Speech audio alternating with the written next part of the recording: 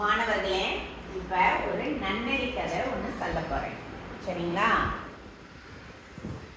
ஒரு ஊரில் ராஜா மீனா அப்படின்னு அண்ணன் தங்கை வாழ்ந்து வந்தாங்க.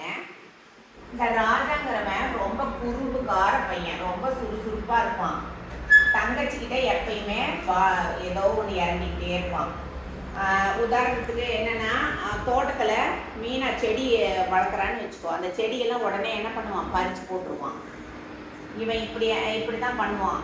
இந்த மாதிரி பண்ணும்போது அவங்க அம்மாட்ட அவளும் எவ்வளோ தூரம் சொல்லுவான். அவங்க அம்மா நிறைய புத்திமதி சொல்லுவாங்க, அப்படிலாம் பண்ணாத, குறும்பு பண்ணாத, சேட்டை பண்ணாத அப்படின்னு. ஆனால் அவன் சொல்கிற பேச்சே கேட்க மாட்டான். ஒரு நாள் இதே மாதிரியே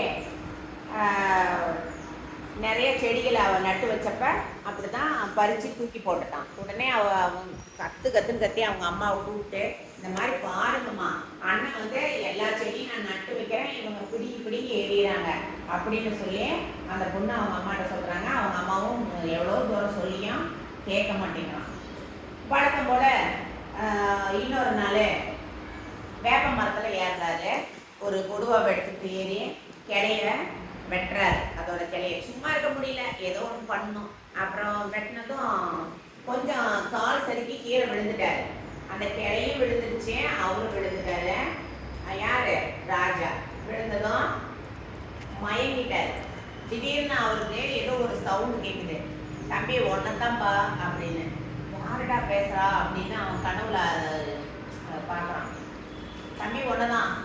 இங்கே பக்கத்தில் சுற்றி யாருமே இல்லையே, யார் பேசுறது அப்படின்னு அவன் கேட்குறான். அப்போ பக்கத்தில் இருக்கிற அந்த மரக்கிளையிலேருந்து தான் அந்த சத்தம் வருது.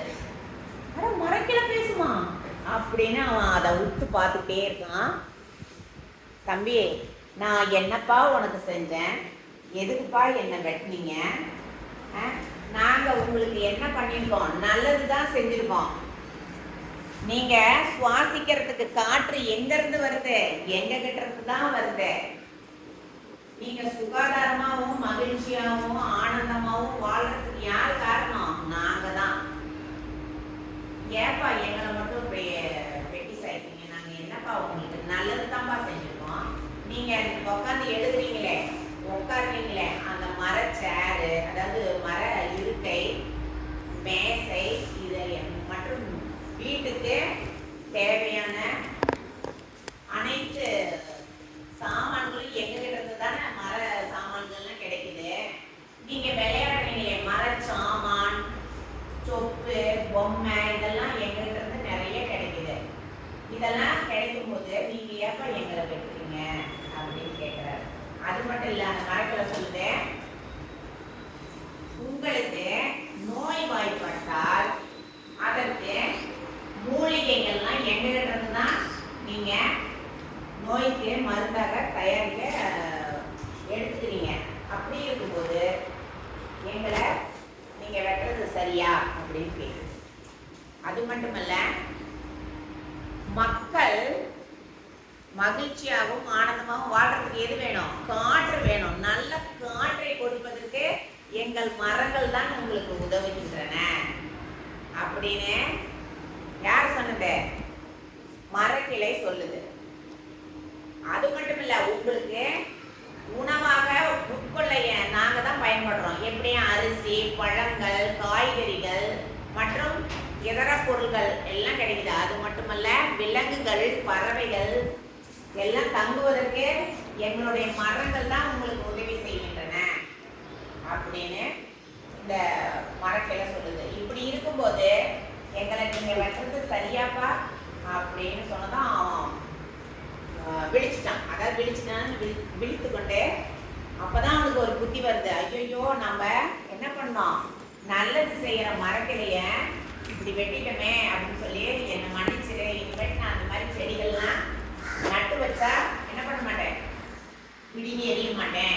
இனிமேட்டு நான் ஒரு செடியை, அதாவது ஒரு செடியை பிடுங்கினாலும் சரி, இல்லை ஒரு மரத்தை வெட்டினாலும் சரி, அப்படி வெட்டும் போது நம்ம என்ன பண்ணோம்? 100 மரங்களை நட வேண்டும் அப்படின்னு நான் உறுதி எடுத்துக்கிறேன் அப்படின்னு அந்த மரக்கிளைகிட்ட அவன் சொல்றான். ரொம்ப மகிழ்ச்சிப்பா, நீ இப்படி சொன்னதே எனக்கு ரொம்ப ரொம்ப சந்தோஷமா இருக்குது அப்படின்னு மரக்கிளையை அவங்ககிட்ட விடை பெற்றுக் கொள்கிறது.